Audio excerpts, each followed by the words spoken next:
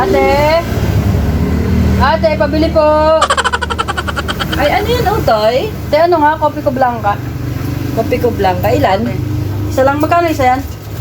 15. Ay, 15 lang? Oo. Kala ko 16. Kasi sa kabilang tindahan, 16. Ba't ganun, te? Napapansin ko may mga tindahan na ano, minsan mura sa'yo, mahal sa kanya. Minsan naman may mahal sa kanya, may mura sa'yo. Ba't di kayo magkakaparehas ng presyo, te? Ay, naku, Utoy, magandang tanong yan. Kasi ang tindahan, Utoy, kaya hindi yan magkakaparehas ang presyo. May mga kanya-kanyang dahilan kasi yan, Utoy. Lalo na kung unang dahilan dyan, siguro hindi kasi kami pare-parehas ng mga supplier o ahente na kinukunan. Or kaya, may mga reason din na baka ang tindahan nila ay medyo malayo-layo sa bayan, sa pamilihan. Siyempre, nagkukonsumo yan ng pamasahe, nagkukonsumo yan ng gasolina. Siyempre, Utoy, kailangan yung mga kinonsumo nila ibabawas nila yun sa mga pinamili nila. Pero hindi lang naman sa isang paninda lahat. Siyempre, kinocompute ng tindera yan kung makukuha niya ba talaga yung nagastos niyang pamasahe o yung nagastos niyang gasolina. Parang katulad dito sa tindahan ko, Utoy.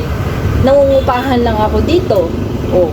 Tapos, nagbabayad ako ng kuryente dito, nagbabayad ako ng rent ko dito. Kailangan, ikonsumo ko din yun. Kailangan, yung presyo ko, hindi naman ganun kataasan, hindi rin naman ganun kababaan.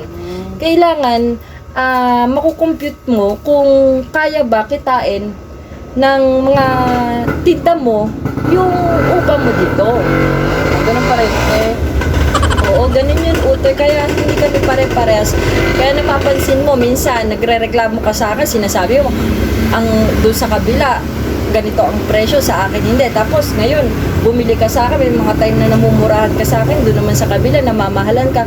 Kasi ganun ang mga reason, Utoy. Kaya ang mga tindahan, hindi yan pare-parehas ng presyo. Halos hindi sila pare-parehas ng presyo. Di ngayon, te, alam ko na, te.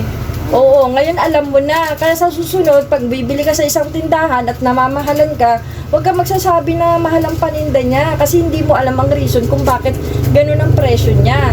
Pero siguro may mga tindahan, Utoy, na mura talaga magbenta, mura magpatong sa paninda. Siguro yung mga tindahan na yun, yung mga hindi nangungupahan yun.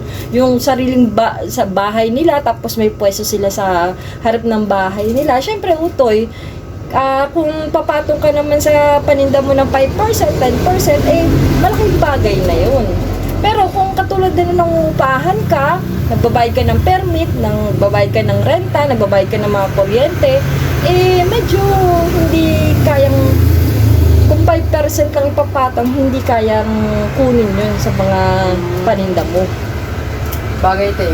Hindi man ako nagre-reklamo, te. Nagtataka lang naman ako. Hindi ka nagre-reklamo. Lagi ka nagre-reklamo, Utoy O ngayon, alam mo na kung bakit. Oo, te, hindi ako Bakit may mga paninda ako mas mura sa iba at may time na mas mahal ako sa iba. Oo, te, galit ka na naman, te. Hindi ako galit. Nagtataka lang naman ako, te. Hindi ako galit. Ngayon, at least ngayon alam mo na, Utoy. Thank you, te, ha. O, sige na, sa susunod mo ka na magre-reklamo, ha? Oo, te. O, sige.